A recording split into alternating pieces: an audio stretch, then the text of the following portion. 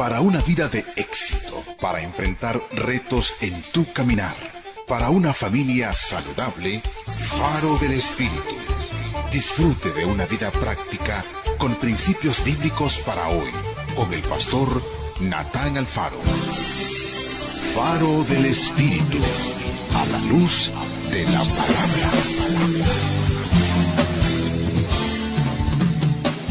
Amigo mío, queremos dejar mucho de nosotros en usted a través de esta entrega de 30 minutos. Todo lo que nos rodea fue creado por Dios. Y en medio de toda esta creación podemos contemplar la hermosura de Jehová. ¿Ha fijado su atención usted alguna vez cuando la noche está inmensamente oscura? O sea, que no hay mucha luz, y disfrutar a la luz de las estrellas. ¿Verdad que es cuando más brillan? Déjeme tomar esta ilustración para compararla con sus amigos. Los amigos con las estrellas. Cuando más negro está el cielo, más brillan. Bonito pensamiento, ¿verdad? Solo para usted, aquí en Faro del Espíritu. Faro del Espíritu, conectando tu corazón con Dios. Escuchemos ahora a nuestro pastor general, Natán Alfaro, con la predicación de la Santa Palabra de Dios. En estos últimos días hemos estado meditando sobre esa maravillosa oración que Jesús le enseña a sus discípulos cuando ellos le preguntan: Señor, enséñanos a orar. Los discípulos de Jesús habían observado al Señor orar con poder, con autoridad, y cuando se dan cuenta que todo lo que el Señor está haciendo es a través de esa íntima comunicación que Él tiene con su Padre Celestial, ellos dicen: Señor, queremos lo mismo, enséñanos a orar. Entonces allí en Lucas capítulo 11, versículos 1 al 4, tenemos registrada esa oración que el Señor hace enseñándole a sus discípulos, y esa es la oración que hoy en día conocemos como el Padre Nuestro. Le mencionaba que esa es una maravillosa oración por la forma en que Jesús inicia esa oración. Él dice Padre Nuestro, y es algo maravilloso, estimado oyente, de que Dios pueda ser nuestro Padre. Porque como ya le mencioné, nuestros primeros padres, Adán y Eva, al pecar, asumieron una nueva paternidad, la paternidad del enemigo de nuestra alma, y dejaron a Dios a un lado. Y es por eso que desde Génesis capítulo 3, versículo 15, Dios declara que Él va a romper esa nueva alianza que se acaba de formar. Dios pondría enemistad entre la serpiente y la mujer. Dios iba a romper esa nueva paternidad que se había formado sobre el ser humano a través de Cristo Jesús. Y es por eso que es indispensable, estimado oyente, que nazcamos de nuevo. Necesitamos volver a nacer. A través de ese nuevo nacimiento ya dejamos la vida vieja de vivir y ahora todo es hecho nuevo, y nuestro Padre Celestial nos adopta como sus hijos, nos hace parte de la familia. Y es por eso que le mencionaba que la oración del Padre Nuestro es una oración específicamente para todos aquellos que han hecho a Jesucristo su Señor y Salvador. Las personas que han rechazado a Dios no pueden decir Padre Nuestro. Ellos no pueden hacer esa oración porque no pueden dirigirse a Dios como su Padre.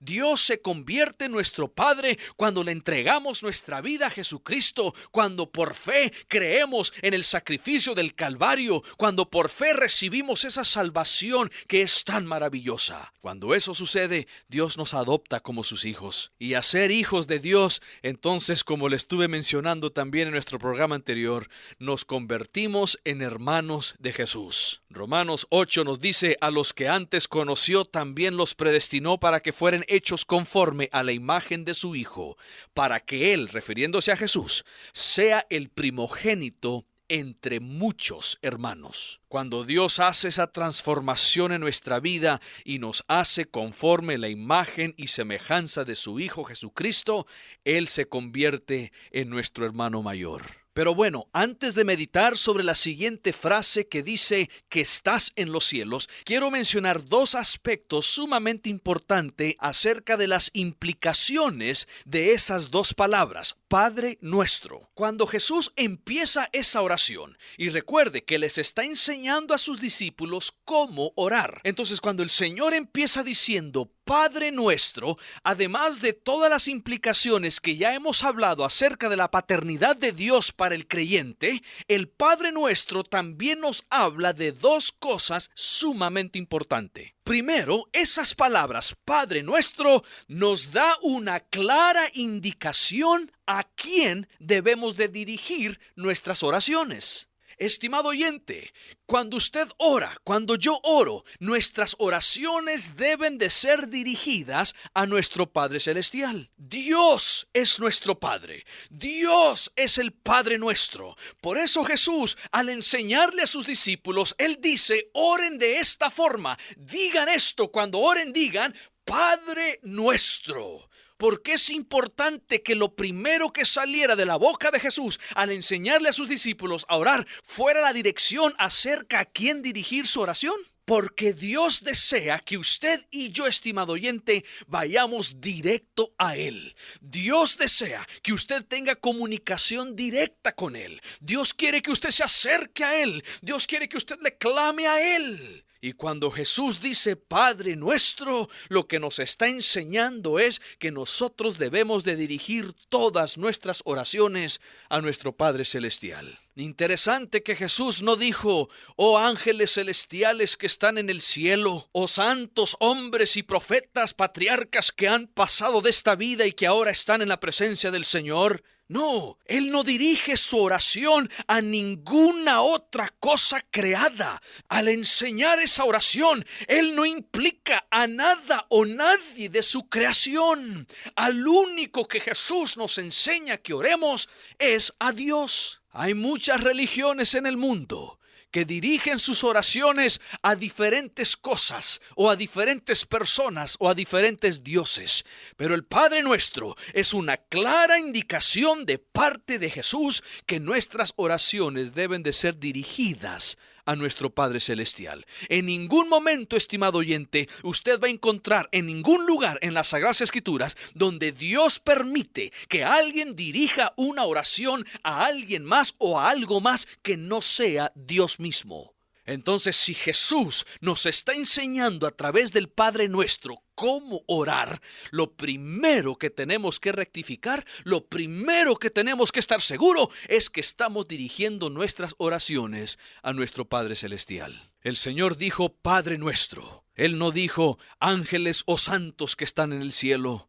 No. Él va directamente al trono de Dios. Él va directamente a esa relación de paternidad que existe entre Dios y nosotros sus hijos. Entonces, lo primero que el Señor quiere que usted y yo, estimado oyente, estemos claro es que nuestras oraciones deben de ser dirigidas a Dios mismo. Pero también la segunda cosa sumamente importante que nos enseñan esas dos palabras, Padre Nuestro, es de que Dios no solo es mi Padre, sino que también es su Padre, es nuestro Padre. Jesús dijo, Padre Nuestro. Eso habla, estimado oyente, de la responsabilidad que tenemos los unos a los otros. Al ser una familia, cada uno de nosotros es responsable por el familiar. Nos cuidamos los unos a los otros, nos protegemos los unos a los otros, buscamos el mejor interés, buscamos lo mejor de la vida los unos por los otros. Y cuando Jesús dice Padre Nuestro,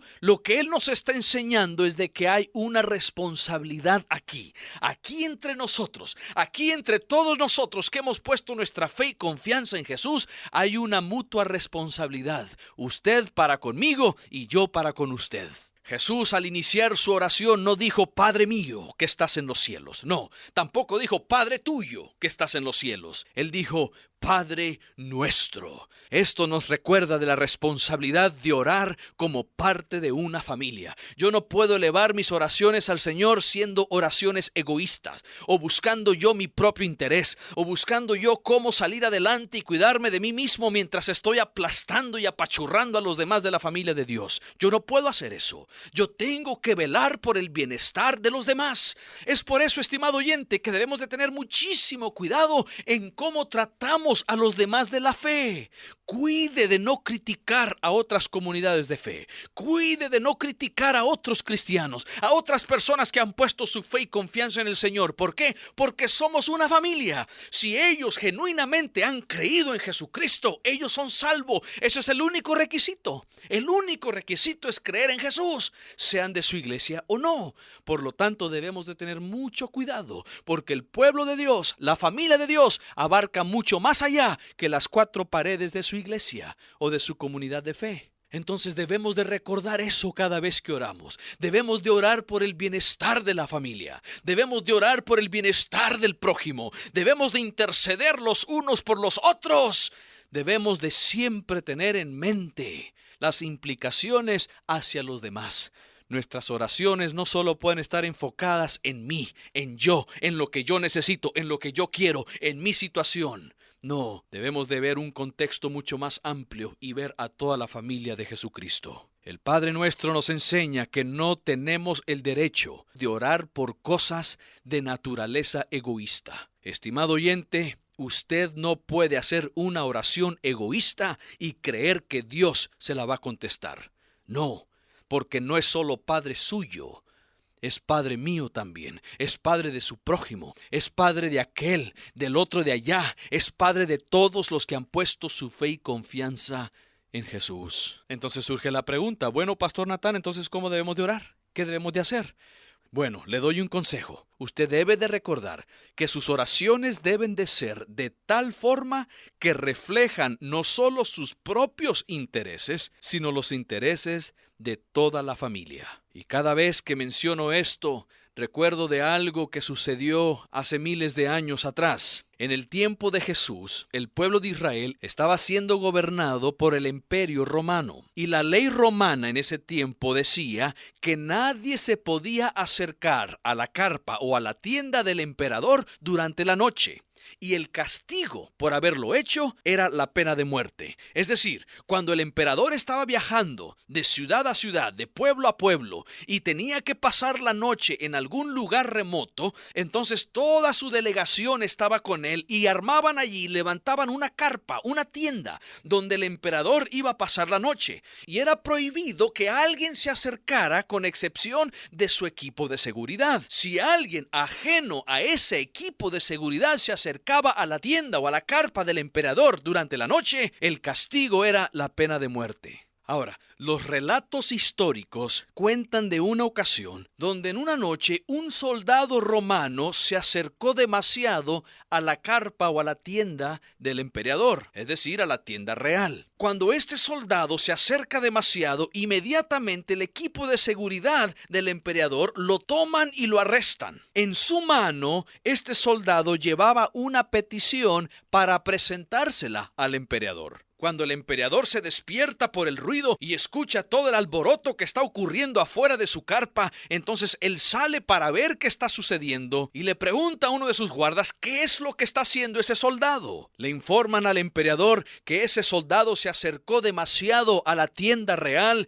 y por lo tanto la pena de muerte debe de ejecutarse sobre su vida. El emperador pregunta, ¿para qué se acercó demasiado? Entonces en la mano ese soldado tenía un papel. Cuando le dicen al emperador, ese hombre trae una petición. Se acercó a la tienda real para hacerte llegar una petición que él lleva en su mano. Cuando el emperador escuchó eso, él declaró, si la petición es para él, mátenlo. Si la petición es para otro, entonces déjenlo vivir. Cuando el jefe de la seguridad del emperador se acerca a ese soldado, el soldado está temblando y él extiende su mano temblorosa para entregarle esa petición. Y sabe, estimado oyente, la petición de ese soldado era una pidiendo misericordia para 2 de sus compañeros soldados que los habían agarrado dormidos mientras deberían de estar vigilando durante la noche. Los agarraron dormidos y los iban a castigar, y entonces su amigo viene con esa nota pidiéndole misericordia al emperador. Cuando le traen la nota y la lee el emperador, él ordena que no maten a ese amigo, a ese soldado que vino apelando por los otros 2 y que tampoco castigaran a los 2 soldados que hallaron dormidos. Sabe, me encanta esa historia. ¿Sabe por qué? Porque ese hombre se acercó a la presencia del emperador porque sabía que él podía solucionar su problema. Su petición no solo era para él. Esa petición era para sus 2 amigos que también los iban a castigar. Entonces él llega ahí no con una petición egoísta. Él llega ahí también pensando en el bienestar de los demás. Estimado oyente, así deben de ser nuestras oraciones. Nuestras oraciones deben de ser dirigidas a Dios, teniendo en mente el bienestar de toda la familia de Dios. Eso no significa que usted no tendrá necesidades personales o cosas específicas a su vida. Claro que sí. Y usted puede presentarle esas necesidades al Señor. Háblele al Señor de su dolor, de su enfermedad, de su angustia, de los problemas personales que usted está enfrentando. Claro que sí. Pero siempre tenga en mente que usted no es el único. Usted no es la única persona que está luchando. No es la única persona que se siente desanimada. No es la única persona que se encuentra enferma. No es la única persona que no haya empleo o que no tiene pan para comer. Hay miles de personas alrededor de nuestro mundo que también están enfrentando las mismas dificultades y es nuestra responsabilidad de unirnos en oración por ellos. Algo que yo acostumbro a hacer al orar por mis alimentos es siempre pedirle al Señor que supla alimento para aquel que no lo tiene. Hermano, hermana, al ser parte de la familia de Jesucristo, eso es lo que somos. Somos hermanos en la fe y debemos de llevar las cargas los unos de los otros. Entonces Jesús, al declarar esa bella oración, al enseñarle a sus discípulos a orar y al enseñarnos a nosotros hoy en día a orar, Él nos dice: cuando oréis, decid, Padre nuestro. Hay una conexión personal con Dios y hay una conexión personal con nuestro prójimo. Y si nosotros cuidamos de mantener esa cercanía, esa comunicación con Dios y esa cercanía con nuestro prójimo, entonces cumpliremos con el mayor y principal mandamiento. Oh amantísimo y buen Padre Celestial, te damos las infinitas gracias el día de hoy, porque esa maravillosa oración que tú le enseñaste a tus discípulos hace miles de años atrás y ahora nos los enseñas a nosotros, nos impresiona al saber de lo que podemos lograr al acercarnos a ir directamente a tu presencia con nuestras peticiones. El Padre nuestro nos enseña a quién ir, a quién dirigir nuestras oraciones, pero también nos enseña que somos parte de una comunidad de fe, somos parte de una familia y las necesidades de la familia también deben de ser presentadas ante el Señor. Cuando hay persecución contra la fe, cuando hay necesidad en el pueblo cristiano, cuando hay luchas y pruebas que estamos enfrentando los unos y los otros, Señor, presentamos esas necesidades ante ti, pero no de forma egoísta. Lo hacemos teniendo en mente las peticiones de la familia de Dios. Oh Señor, te damos gracias porque somos parte de una gran familia mundial. Gracias por el pueblo de fe que se extiende a través de todos los rincones de nuestro planeta Tierra. Oh Dios, un día nos vamos a reunir todos en la presencia de nuestro Dios para glorificar y adorar a Dios eternamente y para siempre. Hoy, Señor, lo hacemos sabiendo que nuestra oración es dirigida hacia ti y que tú cuidas no solo de mí, sino de todos tus hijos. Gracias por este maravilloso día que nos has dado. Bendícenos y ayúdanos a lograr todos tus propósitos para el día de hoy. En el nombre de Cristo Jesús te lo pedimos. Amén y amén. ¿Por algún motivo te has alejado del Señor?